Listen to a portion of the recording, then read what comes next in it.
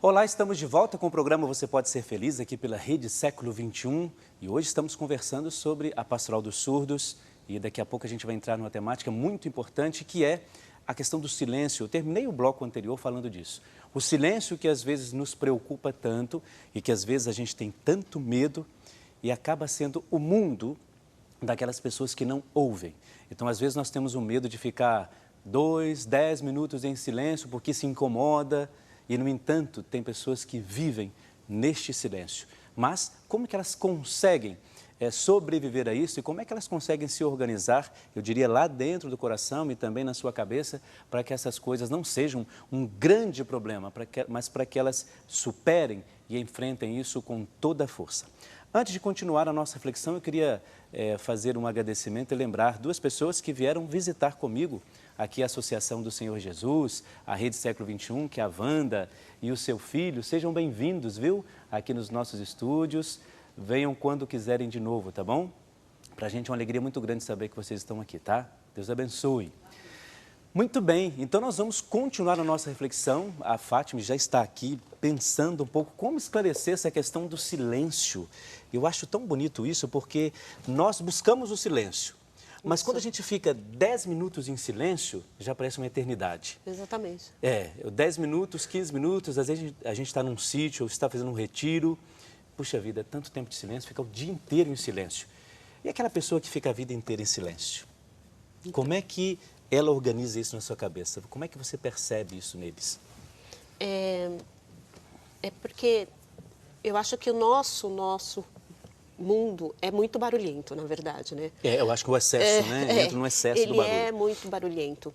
Eu comecei a perceber mais essa questão do silêncio para os surdos quando eu acreditava que todos os surdos que pudessem usar aparelhos iriam gostar de usar aparelho para ouvir. E muitos deles se recusam a utilizar o aparelho porque eles dizem que eles sentem muito incômodo pelo barulho, eles gostam dessa questão do silêncio. E aí, esse silêncio, ele traz um centramento, na verdade, porque toda vez que você tem esse tempo de estar se acalmando, de ter esse ruído todo externo não acontecendo, traz uma tranquilidade. Mas, ao mesmo tempo, como é permanente esse silêncio, também em alguns momentos traz muita inquietação pela necessidade da comunicação com o outro, do perceber o outro, do dialogar com o outro. E aí existem esses dois momentos em que eles muitos gostam desse silêncio, né? Porque quando tem muito ruído no ambiente, eles percebem a vibração, por exemplo, quando toca uma música muito alta, um sino muito alto, eles têm um incômodo. Né? Eu percebo que eles sentem um incômodo. Mas, por outro lado, também esse isolamento que às vezes eles sentem em função de poucas pessoas conhecerem a língua de sinais, de poucos lugares eles conseguirem frequentar e se relacionar, também traz um pouco de incômodo. Então, por isso que eu acho que seria importante a gente perceber um pouco, não só esse universo que você disse do silêncio, mas a nossa, às vezes, curiosidade, entre aspas, é assim, como é que fica a vida social, né? Porque, assim, quando a gente fala da Pastoral dos Surdos, é claro que a gente coloca essa questão toda mais da igreja, mais do trabalho com os sacramentos, na missa em si, mas vai para além disso, não é? Sim. Eu acho que a pastoral é uma preocupação com a pessoa em primeiro lugar. Agora, como que fica essa questão do relacionamento social, né? Claro, eles se encontram, parece que especificamente em alguns lugares. Eles precisam de algum intérprete para isso? Precisam, porque, na verdade, aquilo que o senhor falou no início, você vai ao médico e não tem um intérprete, acaba ficando difícil. Então, existem algumas formas de se comunicar. Eles escrevem, às vezes algum familiar vai junto, acompanhando, e muitas vezes o familiar também não conhece a língua de sinais. Aí eles criam uma língua própria dentro de casa, para a família conseguir se comunicar. Só que essa linguagem é uma linguagem específica da família, ela não consegue ser utilizada depois fora. Não consegue, por exemplo, aquilo que A criança vai desenvolvendo dentro da família, a família não se especializa nisso. Isso. Algumas vezes há alguns sinais que eles mesmos criam. A língua de sinais, ela precisa ser ensinada para a criança surda logo de início, porque é isso que vai fazer com que ela se relacione tanto com ouvintes que conhecem a língua, quanto com os outros surdos. Vai inserir ela dentro do universo, da comunidade. Agora, eu percebo que na sociedade, pouquíssimas pessoas sabem a língua de sinais. Hoje, alguns shoppings, em função deles se reunirem em alguns dias, por exemplo, sexta-feira em algum lugar, sábado em algum lugar, já tem a preocupação de ter alguns garçons, garçonetes que conhecem a língua de sinais. A Guarda Civil Metropolitana, que foi onde eu fiz o primeiro curso de Libras, então tem língua de sinais. Então, hoje, em função até de 2002 ter passado a ser uma língua oficial, a segunda língua oficial, tem mais lugares que têm intérpretes. Só que ainda está muito aquém da quantidade de surdos que existe e do universo que existe, né? De opções de lugar. Então, eles acabam ficando restritos. Não são todos os lugares que eles vão, porque não tem, né? Os surdos que conseguem fazer uma leitura labial, eles conseguem se comunicar um pouco melhor, porque ele entende, mesmo que o outro não... Todos sabem fazer? Não, nem todos. Uma maioria, talvez? A maioria consegue fazer leitura labial. Porque parece que tem esse mito, né? A gente tem um pouco isso, de que o surdo, ele consegue... todos eles conseguem ler o que a gente fala, nem sempre. Nem sempre, porque assim, para que ele consiga fazer uma boa leitura labial, você não pode colocar nada na frente, né? Você tem que estar olhando para ele diretamente. Se você estiver de lado, ele não vai conseguir perceber claramente. São coisas menores que às vezes a gente não se atenta a isso. Isso, né? Então tem que olhar para o olho e falar. Se falar muito rápido, às vezes pode atrapalhar um pouco. Se tiver, por exemplo, em algum lugar e tiver microfone e tampar e já não consegue fazer a leitura. Entendi. Então, tem alguns cuidados nesse sentido. Olha só, você que está acompanhando o programa, você pode ser feliz. Quanta coisa a gente já não aprendeu nesse pouco tempo do programa, não é? A gente aprende que o universo que a gente vive não é só ele, não é? Por mais que a gente que ouve já tem a nossa ilha, né, particular, quem dera, como pode imaginar a ilha de outras pessoas que não conseguem fazer aquilo que a gente consegue fazer, ou seja, se comunicar através da palavra, através do ouvir aquilo que o outro tem para dizer. Agora, nós falamos algumas coisas, depois a gente vai tentar voltar nisso.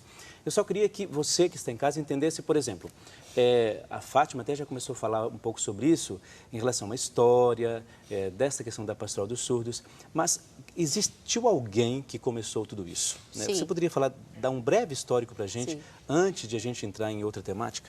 Então, no Brasil, a pastoral dos surdos, a primeira pastoral, ela foi oficializada em 1950. O primeiro padre surdo do Brasil foi o padre Vicente Burnier. São quantos hoje padres surdos? Temos dois padres surdos profundos e tem alguns outros padres que têm deficiência auditiva, mas um pouquinho menos severo, né? Vamos dizer, uma deficiência mais leve. Mas ainda tem um número muito pequeno de padres surdos. Também tem algumas religiosas surdas, então estão distribuídos no Brasil e eles que auxiliam, né, a maioria das pastorais quando a gente tem algum evento importante. Mas a pastoral dos surdos, ela começou lá na década de 50, mas antes disso já houve uma preparação, porque o padre ele estava sendo preparado, ainda era seminarista, e nesse período ele já começou a visitar algumas comunidades para conhecer se havia surdo ou não, ir a algumas escolas, para estar convidando os surdos para a igreja. Porque eu falo, né, como diz São Paulo, a fé vem pelo ouvir. E se eu não ouço, como que eu vou conseguir conhecer Jesus e ser evangelizado? Tem que ser através das mãos, por isso que a gente chama mãos que evangelizam. Isso é como referência da pastoral. E sim, porque a pastoral são as mãos que vão evangelizar, né? Transmitir a palavra de Deus, vai divulgar. E aí, no Brasil, a pastoral começou lá em 1950 e está caminhando, assim, eu digo que ainda falta muito. muito, porque 30 pastorais no estado de São Paulo é muito pouco. Tem muito surdo fora da igreja, tem muito surdo que acaba indo, às vezes, até para outra religião, sendo católico, porque quando nós começamos a nossa pastoral lá, teve surdos que falou assim, eu vim de uma outra igreja, eu estava lá porque eu não tinha intérprete na igreja católica. Que coisa, E olha quando só que soube omissão da nossa que parte. tinha intérprete, voltou para a igreja. Então, às vezes, uma curiosidade, quando nós começamos a pastoral foi na campanha da Fraternidade de 2006, que era campanha Fraternidade de Pessoas com Deficiência. Nós não tínhamos nenhum surdo, na verdade a gente entendeu que, nossa, nunca vimos um surdo na igreja, mas se tivesse também, como é que a gente iria... Como é que resolver esse problema? Resolver ou atender ou incluir esse surdo. E aí a gente começou a montar a pastoral e a gente trabalhou isso por um ano, né? E quando foi a primeira celebração em Libras, tinham 30 surdos dentro da igreja. Eu falei, meu Deus, aonde esses surdos estavam? Então, às vezes, na comunidade, as pessoas falam, mas aqui não tem surdo. Monta uma pastoral porque você vai ver que o surdo aparece. Que coisa interessante. Então, isso. é muito importante que as comunidades se mobilizem, que a igreja, que os párocos deem esse espaço para ter uma pastoral e acolher. Né? Nós vamos fazer aqui, inclusive depois a gente vai falar sobre como que a comunidade pode entrar nesse aspecto de trabalhar, não só trabalhar a questão da pastoral dos surdos, mas como que a comunidade pode se mobilizar para que ela aconteça, não é? Eu não sei se a gente vê agora a questão do rosto de Maria em relação à porcentagem que nós temos aí e depois a gente faz os pedidos. A gente pode ver o rosto de Maria agora, diretora? Está. Olha só, você que está na sua tela já está aparecendo o rosto de Maria, para a gente ver qual é aquela porcentagem que nós temos para saber como as pessoas estão fazendo a sua colaboração, a sua doação, como a gente sempre tem avisado aqui. Você que tem na sua casa, que recebeu o boleto, recebeu a revista, olha, 28%. Hoje é que dia? Hoje é dia 11, né? É 11, 12? Esse que já perdi o hoje rumo. é dia 14. Hoje, então, nós temos ainda um pouco de tempo, não muito. Então, você que recebeu o boleto, você que aí pode fazer a sua colaboração, olha só, 28%. Eu espero que esse olhar de Maria fique um pouco mais agradável, porque senão a gente começa a perder a referência daquilo que é o nosso papel como evangelizador. E todas as vezes que a gente pensa na questão da evangelização, não vamos ficar preocupados em tantas outras coisas menores que a gente tem. Olha, nós somos evangelizadores. Então, se está em 28%, eu acho que está faltando um pouco da nossa parte pensar nessa maneira de como, de fato, continuar a nossa colaboração, a nossa doação. Então, por isso, pense nisso.